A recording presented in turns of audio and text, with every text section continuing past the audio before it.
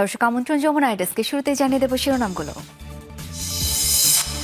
দীর্ঘ প্রচেষ্টার পর ইউক্রেনের গুরুত্বপূর্ণ দুই শহর পোক্রোভস্ক ও ভোপচানস্ক দখলে নিল রাশিয়া, পশ্চিমা বিশ্বের উদ্বেগ। ইউক্রেনীয় বাহিনীর প্রধান সরবরাহ রুট ছিল পোক্রোভস্ক। এলাকাটি দখলের ফলে পুরো দোনবাস অঞ্চল নিয়ন্ত্রণে নেওয়া আরও সহজ হবে মস্কোর জন্য, মত বিশ্লেষকদের।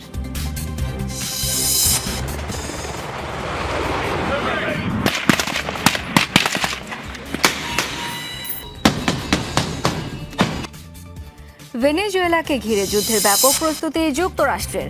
সাগর ও আকাশপথে চলছে টহল মহড়া, দ্রুতই স্থল অভিযান শুরুর আভাস মার্কিন প্রশাসনের।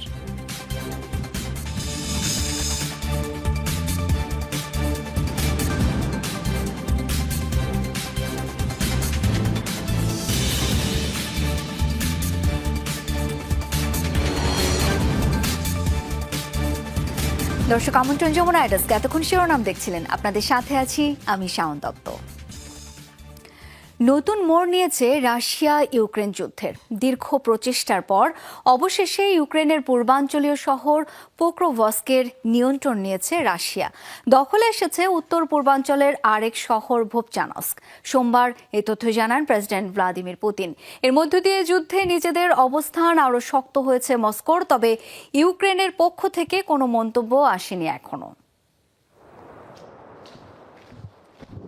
ইউক্রেনের পূর্বাঞ্চলের শহর পোক্রোভস্ক এবং উত্তরাঞ্চলের শহর ভোপচানস্ক দীর্ঘদিনের চেষ্টার পর দুটি শহরেই নিজেদের নিয়ন্ত্রণ নিশ্চিত করেছে রাশিয়া। দেশটির রাষ্ট্রীয় গণমাধ্যমে প্রেসিডেন্ট ভ্লাদিমির পুতিনকে কমান্ডাররা জানান তাদের সফলতার কথা। পোক্রোভস্ক একটি কৌশলগত অঞ্চল। কয়েক মাস ধরে ভয়াবহ লড়াই চলছিল ভোপচানস্ক শহরে।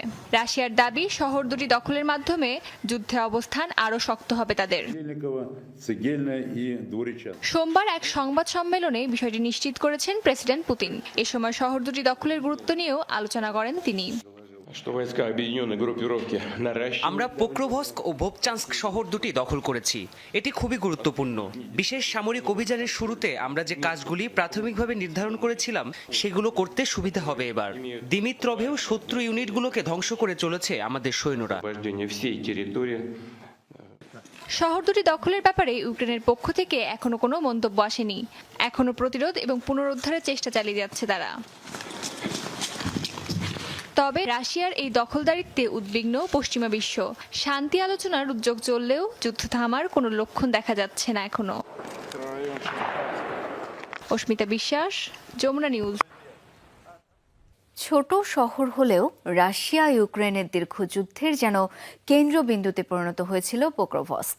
পূর্ব ইউক্রেনের প্রবেশদ্বার বিবেচিত অঞ্চলটি ছিল জেলেনস্কি বাহিনীর প্রধান সরবরাহ রুট, যা গুরুত্বপূর্ণ রেলপথের উপর অবস্থিত।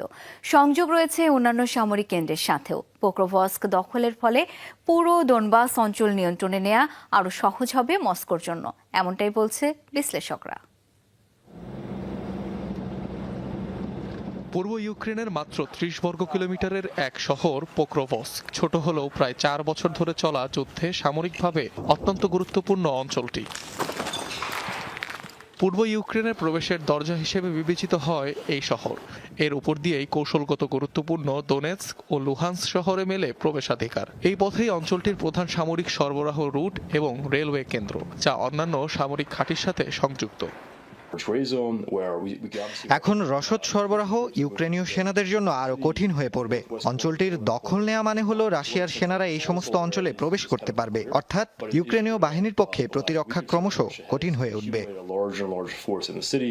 পোক্রোভস্ক হাতছাড়া হলে শুধু সাপ্লাই রুটই নয়, ইউক্রেনের দখলে থাকা আশপাশের আরও বেশ কয়েকটি শহরও পড়বে নিরাপত্তা হুমকিতে। ঘিরে ফেলা সম্ভব হবে ইউক্রেনীয় সেনাদের। বিশ্লেষকরা বলছেন এতে কৃষ্ণ সাগরে প্রবেশ করা আরও সহজ হবে রুশ বাহিনীর। কৌশলগত কারণে পোক্রোভস্ক অত্যন্ত গুরুত্বপূর্ণ। এখানেই ইউক্রেনের কমান্ড এবং কন্ট্রোলের কেন্দ্রস্থল অবস্থিত, যার আওতায় ফ্রন্টলাইনের বেশিরভাগ অঞ্চল পড়ে। কয়লা ও ইস্পাত উৎপাদনের জন্য ইউক্রেনের অর্থনীতির একটি গুরুত্বপূর্ণ অংশ পোক্রোভস্ক। তাই শহরটি হাতে এলে অর্থনৈতিক ও সামরিক দুভাবেই লাভবান হবে মস্কো। অনিক রহমান, যমুনা নিউজ। মোটা অঙ্কের বেতন আর অন্যান্য আর্থিক সুবিধার লোভে ইউক্রেনীয় বাহিনীতে স্বেচ্ছাসেবক হিসেবে যোগ দিয়েছিলেন ইউক্রেনের অনেক তরুণ। তবে অংশগ্রহণকারীদের অনেকেরই জীবন পরিণত হয়েছে দুর্বিষহ যন্ত্রণায়। রুশ হামলায় এসব স্বেচ্ছাসেবকদের অনেকেই স্থায়ীভাবে পঙ্গু হয়ে গেছেন, নিখোঁজ রয়েছেন অনেকেই। যুদ্ধের ভয়াবহতা দেখে কেউ আবার করেছেন আত্মহত্যার চেষ্টা। কিয়েভের হিসেবে যুদ্ধে প্রায় ৪৩,০০০ ইউক্রেনীয় সেনা নিহত হয়েছে, আহতের সংখ্যা ৩.৫ লাখের বেশি। গেল মার্চে ইউক্রেনীয় সামরিক বাহিনীতে যোগ দেন পাবলো ব্রুশকভ।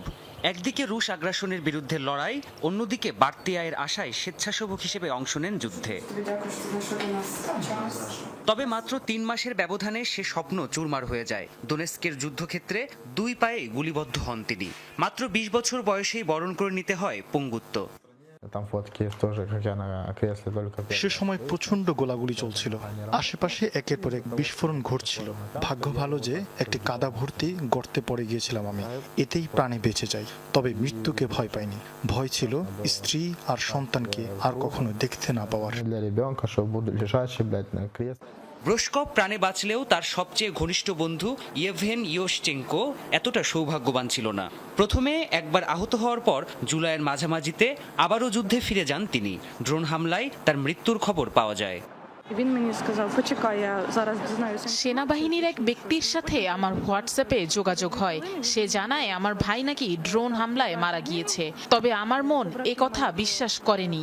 ঈশ্বরের কাছে একটাই চাওয়া, বন্দি অবস্থায় হলেও আমার ভাই যেন বেঁচে থাকে। ইউক্রেনের সরকারি তথ্য বলছে দেশটির সেনাবাহিনীর ২৮তম ব্রিগেডে যোগ দিয়েছিলেন ব্রুশকভ সহ আরও ১০ জন তরুণ। তাদের মধ্যে ৪ জন আহত, ৩ জন নিখোঁজ, ২ জন অনুমতি ছাড়াই অনুপস্থিত, ১ জন অসুস্থ এবং ১ জন আত্মহত্যা করেছেন। দীর্ঘ ৪ বছরের যুদ্ধে রাশিয়ার কাছে একের পর এক এলাকা হারিয়ে আরও বেশি সেনা নিয়োগের সিদ্ধান্ত নেয় ইউক্রেন। গেল ফেব্রুয়ারিতে চালু হয় ন্যাশনাল ইউথ রিক্রুটমেন্ট স্কিম, যার আওতায় স্বেচ্ছাসেবীদের প্রতি মাসে সর্বোচ্চ $২৯০০ বেতন, $২৪,০০০ বোনাস এবং সুদমুক্ত হোম লোনের প্রতিশ্রুতি দেওয়া হয়। এসব সুবিধার আশ্বাসে ১৮ থেকে ২৪ বছর বয়সী শত শত ইউক্রেনীয় তরুণ যোগ দেয় সেনাবাহিনীতে। যুদ্ধের শুরুতে ২৭ বছরের বেশি বয়সী সব পুরুষের জন্য সেনাবাহিনীতে যোগ দেওয়া বাধ্যতামূলক করেছিল ইউক্রেন। তবে এ বয়সসীমা কমিয়ে ২৫ বছর করা হয়।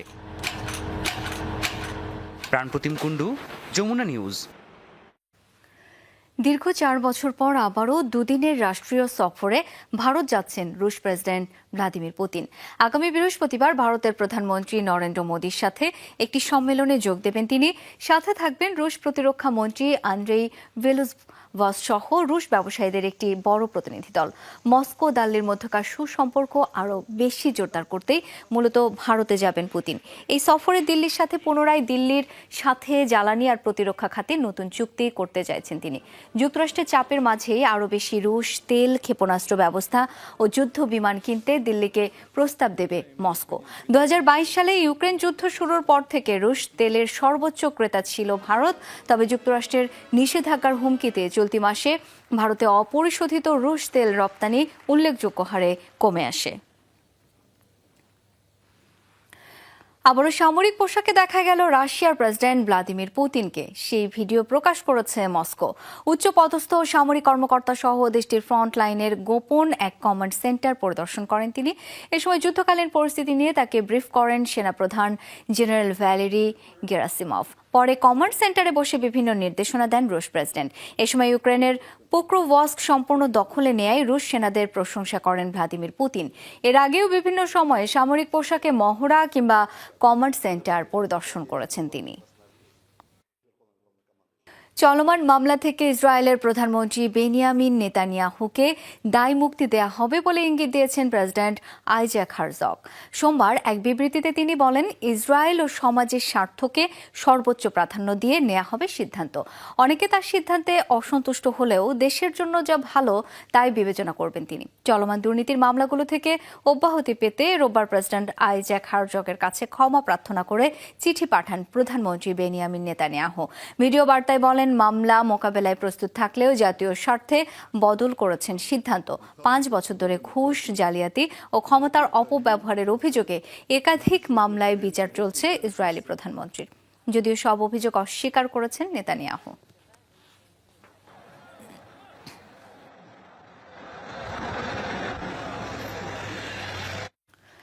ইসরায়েলের বিমান হামলায় নিহত হয়েছেন ফিলিস্তিনি সংগঠন ইসলামিক জিহাদের ব্রিগেড কমান্ডার আল নাসের হাসান খুদার। সোমবার এই তথ্য নিশ্চিত করেছে ইসরায়েলি সেনাবাহিনী। আইডিএফ এর দাবি, গত 22 নভেম্বর যুদ্ধবিরতি লঙ্ঘন করে তাদের উপর হামলা চালায় ইসলামিক জিহাদ এবং হামাস সদস্যরা। ইসরায়েলি সেনাদের লক্ষ্য করে চালায় গুলি।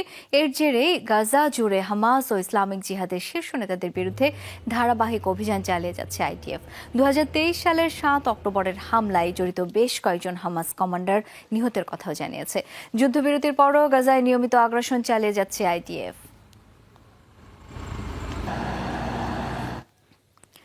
সিরিয়ার সাথে ইসরায়েলের ভালো সম্পর্ক রাখা উচিত বলে জানিয়েছেন মার্কিন প্রেসিডেন্ট ডোনাল্ড ট্রাম্প। সোমবার সামাজিক যোগাযোগ মাধ্যম ট্রুথ সোশ্যালের পোস্টে একথা বলেন তিনি। সিরিয়াকে একটি সমৃদ্ধশালী দেশ হিসেবে গড়ে তোলার জন্য সব রকম সহায়তা দেবে যুক্তরাষ্ট্র। তাই ইসরায়েলকে সিরিয়ার সমৃদ্ধ রাষ্ট্রে রূপান্তরিত হওয়ার পথে বাধা হয়ে দাঁড়ায় এমন কিছু করতে নিষেধ করেছেন মার্কিন প্রেসিডেন্ট। এর আগে ইসরায়েলের সাথে সম্পর্ক ভালো করতে সিরিয়ার উপরও চাপ সৃষ্টি করেছিলেন ট্রাম্প। সে সময় আব্রাহাম চুক্তিতে যোগ দেওয়ারও গুঞ্জন ওঠে দামেস্কর। ভেনেজুয়েলায় যুদ্ধের জন্য ক্যারিবীয় অঞ্চলে ব্যাপক প্রস্তুতি চলছে মার্কিন বাহিনীর।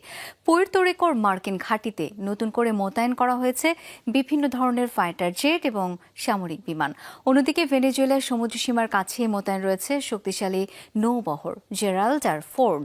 বিমানবাহী রণতরীর পাশাপাশি এই বহরে রয়েছে বিভিন্ন ধরনের যুদ্ধজাহাজ।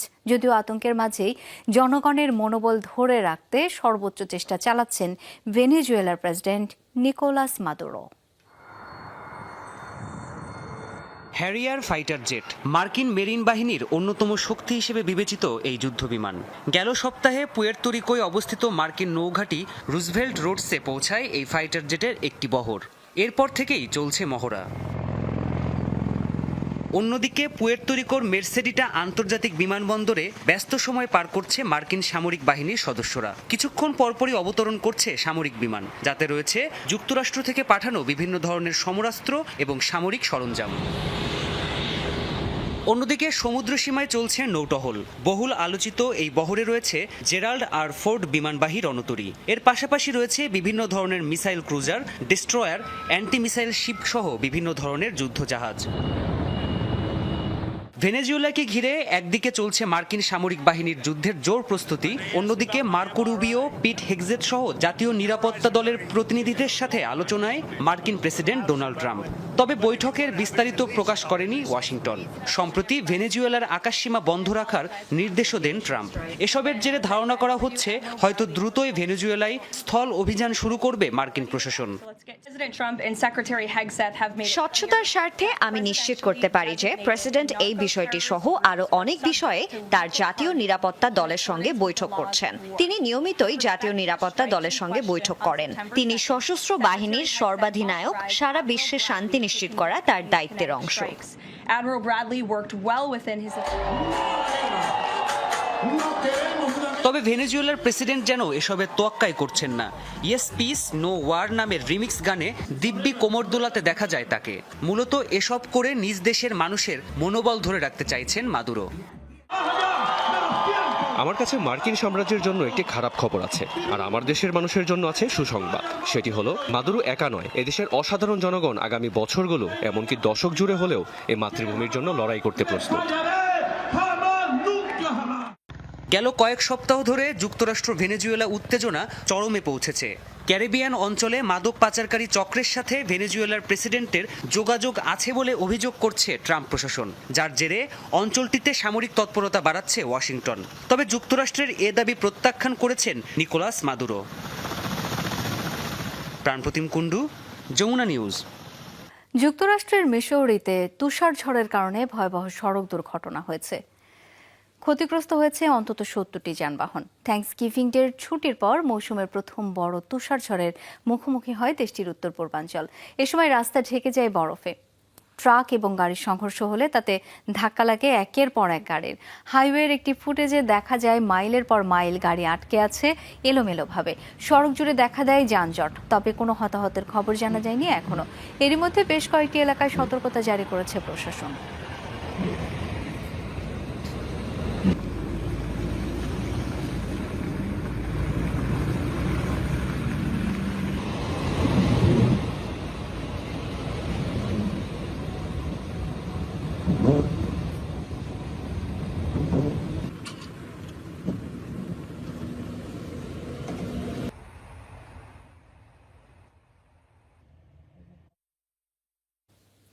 ইমরান খানের দল পিটিআইয়ের বিক্ষোভ ঘিরে পাকিস্তানের রাজধানী ইসলামাবাদে ১৪৪ ধারা জারি রয়েছে। সোমবার এই ঘোষণা দেয় দেশটির কর্তৃপক্ষ। নিষিদ্ধ করা হয়েছে যে কোনো ধরনের সভা, সমাবেশ কিংবা বিক্ষোভ কর্মসূচি। হাইকোর্টের বাইরে বাড়তি নিরাপত্তা নেওয়া হয়েছে কর্মসূচি ঘিরে। আইন অমান্যে কঠোর পদক্ষেপ নেওয়ার হুঁশিয়ারি দিয়েছে প্রশাসন। গেল সপ্তাহে কারাবন্দী সাবেক প্রধানমন্ত্রী ও দলীয় প্রতিষ্ঠাতা ইমরান খানের সঙ্গে সাক্ষাতের দাবিতে মঙ্গলবার ইসলামাবাদ হাইকোর্টের বাইরে বিক্ষোভ কর্মসূচির ডাক দেয় পিটিআই। প্রায় এক সপ্তাহ যাবৎ পাকিস্তানের আদিয়ালা কারাগারে সলিটারি কনফাইনমেন্টে রাখা হয়েছে ইমরান খানকে। মিলছে না পরিবার, ডাক্তার কিংবা আইনজীবীদের সঙ্গে সাক্ষাতের সুযোগ।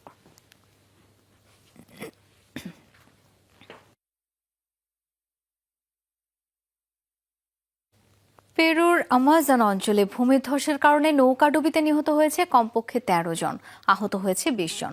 নৌকাডুবিতে এখনও নিখোঁজ রয়েছে ২৮ জন। দেশটির সংবাদ সংস্থা জানিয়েছে, রাজধানী থেকে প্রায় ৪১৫ কিলোমিটার উত্তর পূর্বে ইপারিয়ার বন্দরের এলাকায় এই দুর্ঘটনা হয়। নদী তীরবর্তী শহরে যাওয়ার পথে ভূমিধসে ধাক্কা লাগে নৌযান দুটিতে। এ সময় পুরোপুরি ডুবে যায় একটা নৌকা, ব্যাপক ক্ষতিগ্রস্ত হয় অন্যটি। নদী তীরবর্তী আদিবাসী সম্প্রদায় দ্রুত উদ্ধার অভিযান শুরু করে। নিখোঁজদের উদ্ধার করতে অভিযান চালাচ্ছে পুলিশ এবং উদ্ধারকারী বাহিনী।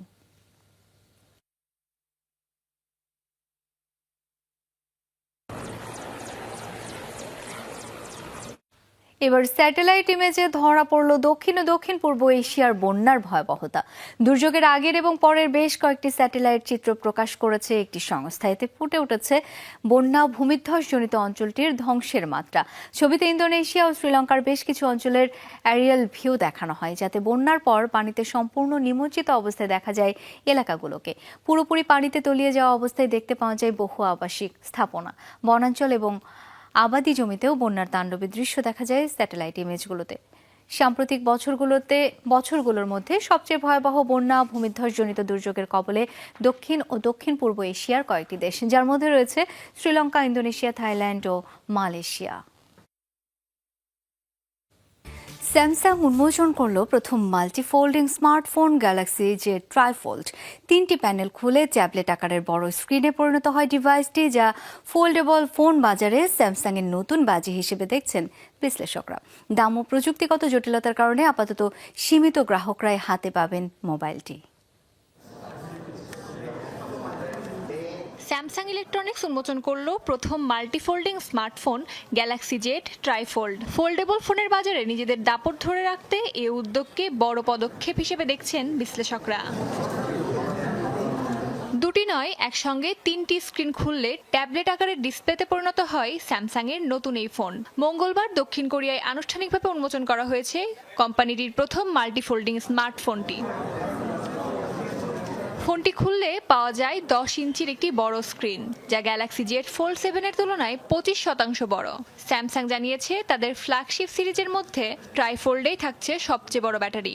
সুপারফাস্ট চার্জিং সুবিধায় আধা ঘন্টার মধ্যেই হবে 50% চার্জ।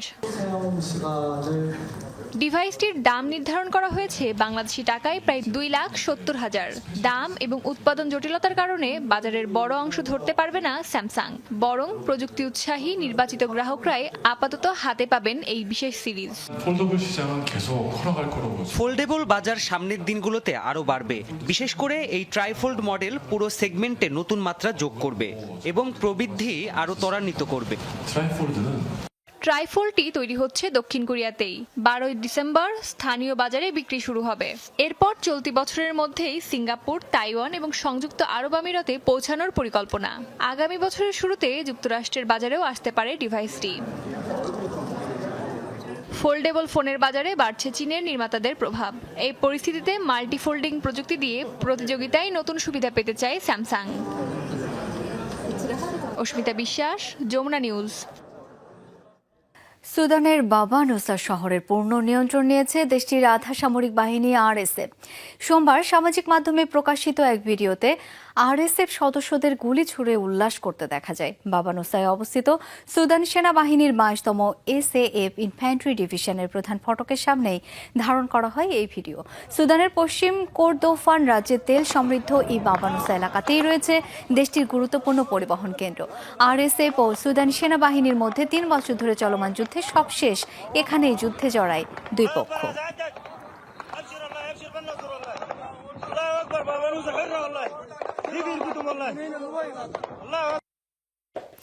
দর্শক, যমুনা ডেস্কে পর্যন্তই। ধন্যবাদ এতক্ষণ সাথে থাকার জন্য।